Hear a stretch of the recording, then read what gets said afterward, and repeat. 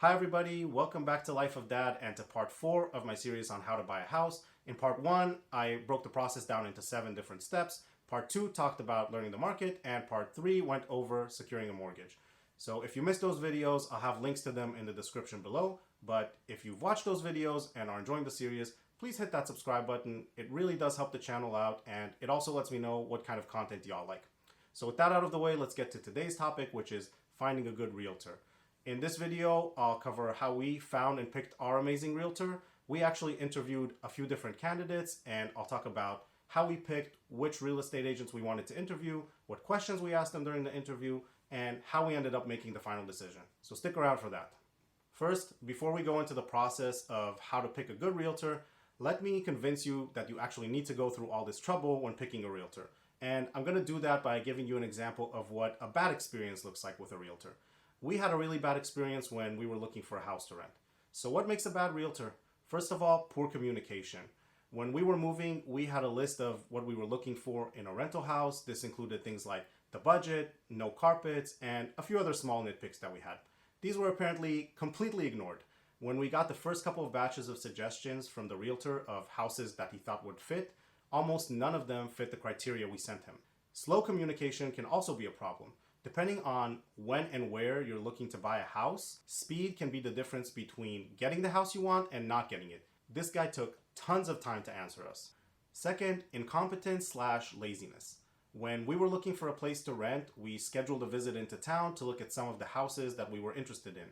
And the real estate agent convinced us that we should come in on a Monday because it would be easier to coordinate seeing the houses with other real estate agents.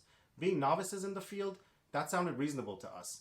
But when we showed up on Monday, it turns out that except for one house that had just been vacated and the real estate agent showed up to open it for us, all the other houses we saw simply had lock boxes that the realtor got codes for from his phone. So he basically didn't want to work on the weekend, and he sold it to us as being good for us. So that's the laziness part.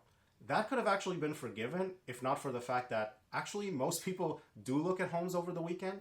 So by the time we rolled into town on a Monday, half the houses that we were planning on looking at had been taken off the market over the weekend. Even worse than that, one of the homes that we saw was actually already under contract and the realtor didn't even know it. Finally, personality. The guy we were working with was just not very personable. He wasn't fun to drive around town with. He contributed very little in giving us information either about the neighborhoods we were looking at or the houses we were seeing.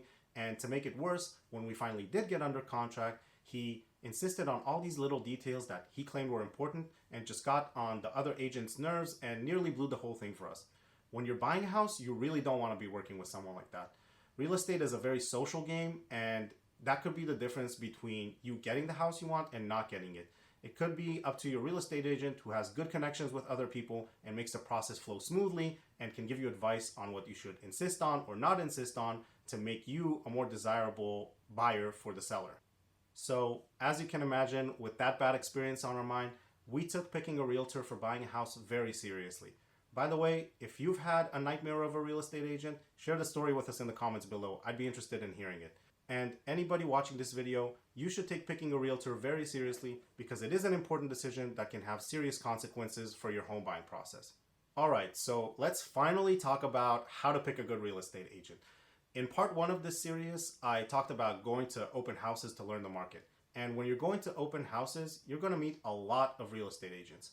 And most of them are going to ask you if you're already working with somebody or not. This is a great opportunity to strike up a conversation and get to know them and see if they could potentially be a good fit. Ask them questions you already know the answers to so you can get a feel of how knowledgeable or honest they are. You can ask a lot of questions to see if they're patient and just get to see their personality. Ask them how long they've been an agent, are they from the area, do they work as part of a team? And all of these questions are just a good way to start a conversation and see if you think it would be a good fit.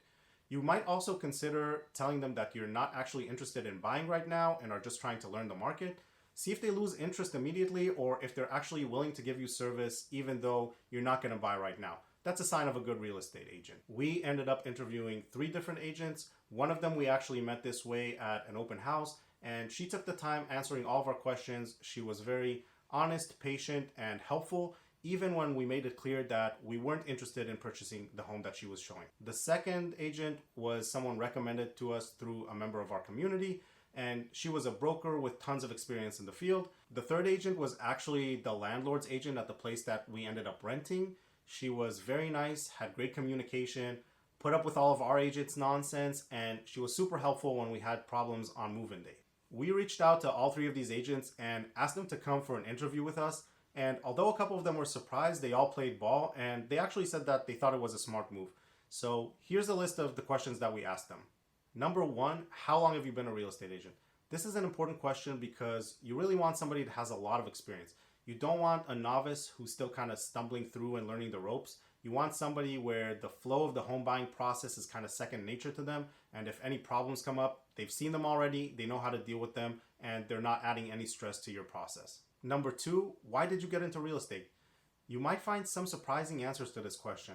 For us, some of the answers were flexibility, love of the business, and negotiating and putting together deals, and money. So you want somebody who you think is really into what they're doing and have a passion for it, and it's not just another way for them to get by, because they're going to be a lot more bought into your experience and your process.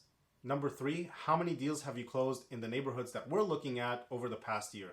And the reason why I specify in this question over the past year is because I want to know how current are they with the market in the specific neighborhood, zip code, whatever that I'm looking at. And it's not a make or break question, but it's nice if you have somebody who really knows the area that you're looking at and can quickly tell whether a house is overpriced or not, and kind of what's going on, whether it's in a good location, and what some of the issues may be with the street that you're looking at. Number four, what's your work schedule? This question has a few parts. You should ask whether they're working part-time or full-time. You'd be surprised how many part-time real estate agents are out there. You should ask if there's any days where they're not working or won't respond to you, because a lot of this stuff happens over the weekends. And you should ask if there's any days where they have limited availability or communication. Number five, do you work alone or with a team? If they tell you that they're working alone, this may be a little bit of a red flag that it's somebody who's not really experienced or successful, because the really good ones usually have assistants or they're working with other partners. And it's also an issue because one person might get sick, they might have an emergency or a vacation. If they're working as part of a team, you can usually rely on having somebody to respond to you or be available to show you houses. But if they do tell you that they're working in a team, ask who you're going to be communicating with mostly. If they have an assistant, do you feel comfortable working with the assistant and not the real estate agent you picked? And if you don't feel comfortable, then you should ask them whether they'd be willing to work with you specifically and not pawn you off to their assistant.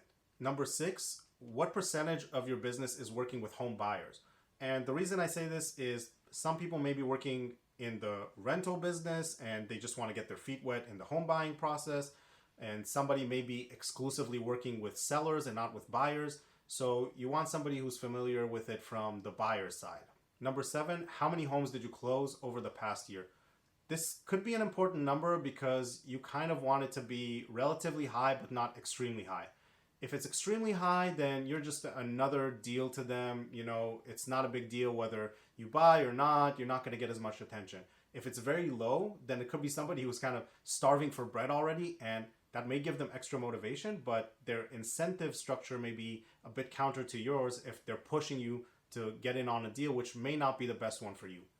You want somebody who's got a decent number and somewhere in the middle, so that you know that they are incentivized to work with you well, but also they're not going to push you into a bad deal. Number eight, how long does it typically take buyers you work with to find and purchase a home? Don't put too much weight on this question because this really depends on the buyers. Some people are super indecisive and some people are just very quick, but this could give you an indication of whether this is a real estate agent who actually listens to their clients and finds and shows them homes that they're interested in and have a potential to buy if they're closing relatively quickly. Number nine, how do you determine which homes fit my wants and needs? And this question is kind of targeted at, are they using an automated home search or is there a human involved in the process? You don't want somebody who's kind of just spamming you homes from an automated search based on your criteria, when a human looking at that could quickly whittle through and see that some of those homes are not actually homes that you're going to be interested in. And for this, once you do pick an agent, it's really important that you build a good rapport with them, you tell them what you want, and you schedule some initial home tours so that you can walk through and just be vocal, very verbal about what you like and don't like, so that later when they're filtering through houses for you, they can keep in mind some of the things that you've said and make sure that they're only giving you homes that you have a potential to be interested in. Number 10, how many clients are you currently working with? This is again one of those questions that's kind of designed to gauge whether they're going to have time to give you attention for your home buying process, or if they're going to be swamped, or on the other extreme end of that, are they starving for a deal and they may push you into a bad deal? You don't have to ask every one of these questions, and I'm just giving you examples of ones that I think would be useful and that we used. Number 11, what's your communication policy? And by communication policy, I mean, what's their preferred method of communication? Some real estate agents may prefer to talk by phone, others may prefer text messages or emails.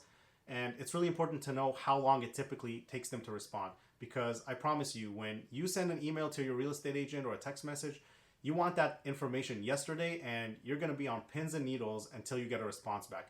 So it's really good to get on the same page very early in the process, and that will reduce stress both for you and your real estate agent. Number 12, can you provide 3 references from the past year? And the reason I say past year is because you don't want an agent giving you their brother or their cousin or their college roommate. You want legit references, and you want them to be current because you really want to gauge their recent performance. And you don't actually have to get the names and numbers of these people or even call them. We didn't call anybody. We didn't ask for the names. We just used this question to gauge the real estate agent's response and see whether it seemed like they actually could come up with 3 references on the spot, and whether it seemed like an issue for them. Because if it is, then it might be a little red flag that maybe they don't actually have really good references. Number 13, why should we hire you? What separates you from other real estate agents? And I admit, on its face, this question may seem a little bit blunt, but honestly, I think it's a very legitimate question, and there's no reason that a good real estate agent shouldn't be able to answer it. And you may learn a lot about the person you're thinking about working with by their answer to this question. Number 14, are there any additional fees that are going to be paid to you by me and not the seller? Money, please. And this question is just to align expectations to make sure that there's no surprises down the line that may leave you with a sour taste in your mouth with this deal. Number 15, how do you handle negotiations? This is a good question because negotiations are really important. They can save you a lot of money, and having somebody experienced in your corner can really be an asset. So see whether they feel uncomfortable with negotiations, they love negotiations. You can ask them what they do if the appraisal comes low, or whether there's a bad inspection, or anything that comes to mind. Just kind of get a feel for how they roll through the negotiation process and how they're going to advise you, whether they feel uncomfortable with lowballing and at what stage they prefer to negotiate. Just get a feel for their comfort with the topic. And finally, number 16, do you have any questions for us?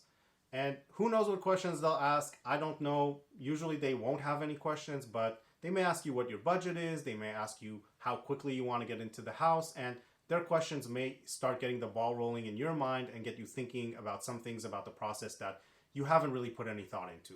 After interviewing these 3 candidates, we quickly dismissed the broker. She kind of talked when we needed her to listen, and she made us feel like our home buying process was a small deal for her, which in fairness, it probably was because she's a broker and not a regular real estate agent. For the agent that we met at the open house, we also decided not to go with her. She was just a little bit less experienced and had less business going on, which made us think that she may have been more incentivized to push us to close on a deal quickly. And she may not have done that. She seemed like a very honest and nice person, but there definitely would have been more of a financial pressure on her than another agent that has more business. Obviously, we decided to go with our landlord's agent, and we already had a pre-existing relationship with her throughout the whole move-in and rental lease process, so we kind of knew what to expect, but she turned out to be really amazing. She was super professional. She always responded quickly, very detail-oriented, took the time to see a lot of homes with us, and she didn't even pressure us to close when we decided to pull back from an offer that we were under contract for after we had a bad inspection. We definitely plan to use her in the future, and we refer her to anybody who asks us for a real estate agent recommendation. And besides the fact that we kind of knew her and she had great experience in the market, one answer that she gave us that really sold us during the interview was we asked her why we should pick her, and she said that her clients always come back to use her again. To us, that was a sign that she actually was good. And after working with her, now we understand why all these clients come back, and we're going to be among those clients. To sum this whole thing up, don't pick a realtor off the street. Take the time, get to know the person you're thinking about working with. Believe me, if you put in the effort now, you won't regret it. But if you don't put in the effort, you certainly might regret it later. That's all I have to ramble about picking a good realtor. I really hope you got some value out of this video. If you did, please give it a like and consider subscribing. In the next video in the series, I'm going to talk about doing a focused search for a house when you've decided you're ready to buy, and I'll give you some tips on what to look out for when picking a house.